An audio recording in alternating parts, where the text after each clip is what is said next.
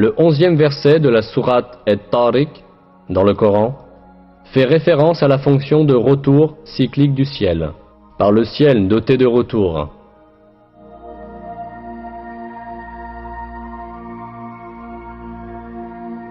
Le mot employé dans le verset exprime la notion de cycle, de renvoi et de retour. Comme on le sait, l'atmosphère qui entoure la Terre est constituée de nombreuses couches.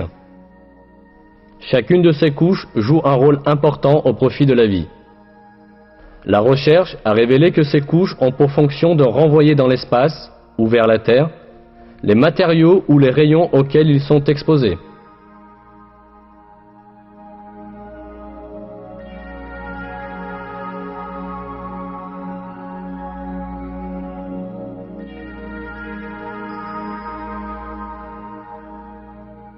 La troposphère, atteignant 13 à 15 km au-dessus de la Terre, permet à la vapeur d'eau s'élevant de la surface de se condenser et de retourner vers la Terre sous forme de pluie.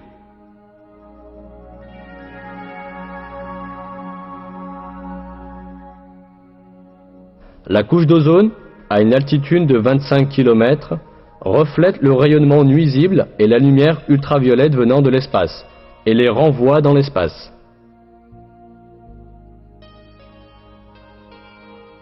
L'ionosphère reflète les ondes radio émises de la Terre et les renvoie vers différentes parties du monde, tout comme un satellite de communication passif.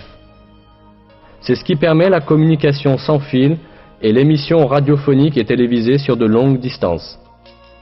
L'affirmation par le Coran de cette propriété des couches du ciel, que la science n'a pu découvrir que récemment, prouve une fois encore que le Coran est la parole de Dieu.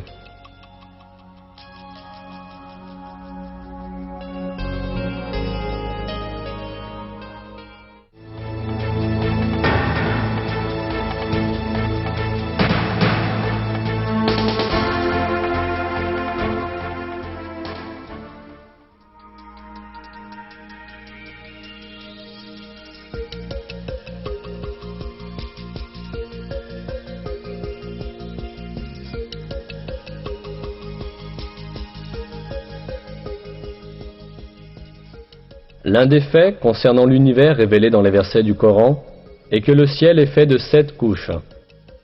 C'est lui qui a créé pour vous tout ce qui est sur la terre. Puis il tourna sa volonté vers le ciel et l'agença en 7 cieux. Il connaît parfaitement toutes choses. Puis il tourna sa volonté vers le ciel qui était alors fumé. En 2 jours, il les détermina en 7 cieux et révéla à chaque ciel sa fonction.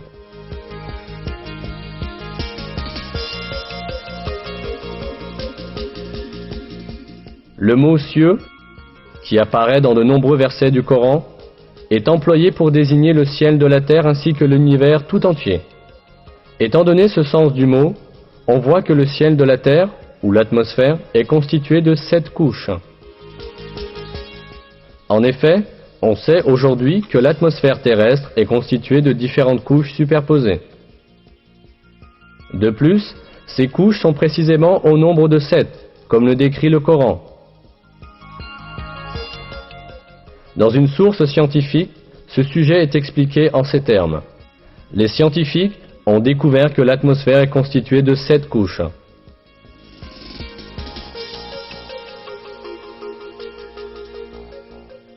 C'est un grand miracle que ces faits, qui n'auraient absolument pas pu être découverts sans la technologie du XXe siècle, aient été explicitement énoncés dans le Coran voici 1400 ans.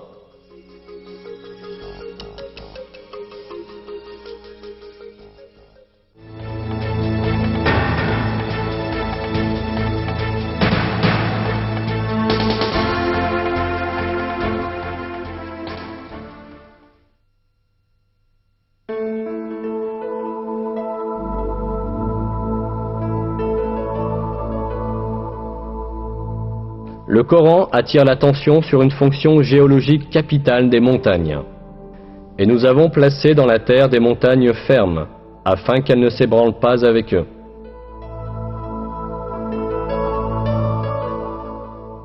Nous voyons que ce verset affirme que les montagnes ont pour fonction d'empêcher les chocs sur la terre. Ce fait n'était connu de personne à l'époque où le Coran a été révélé. En réalité, on s'en est aperçu tout récemment, à la suite des découvertes de la géologie moderne. Selon ces découvertes, les montagnes apparaissent à la suite des mouvements et des collisions d'immenses plaques qui forment l'écorce terrestre. Quand deux plaques entrent en collision, la plus solide glisse sous l'autre. Celle du dessus se plisse et forme des hauteurs et des montagnes. La couche inférieure continue sous le sol et présente une profonde extension vers le bas. Cela signifie que les montagnes comportent une partie s'étendant sous la terre, aussi importante que leur portion visible sur la terre.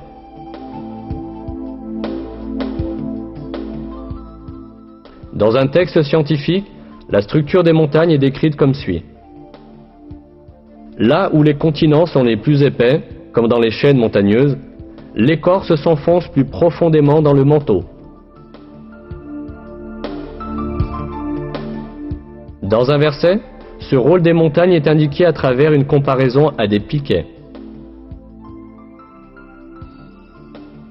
N'avons-nous pas placé la terre comme un lit et les montagnes comme des piquets?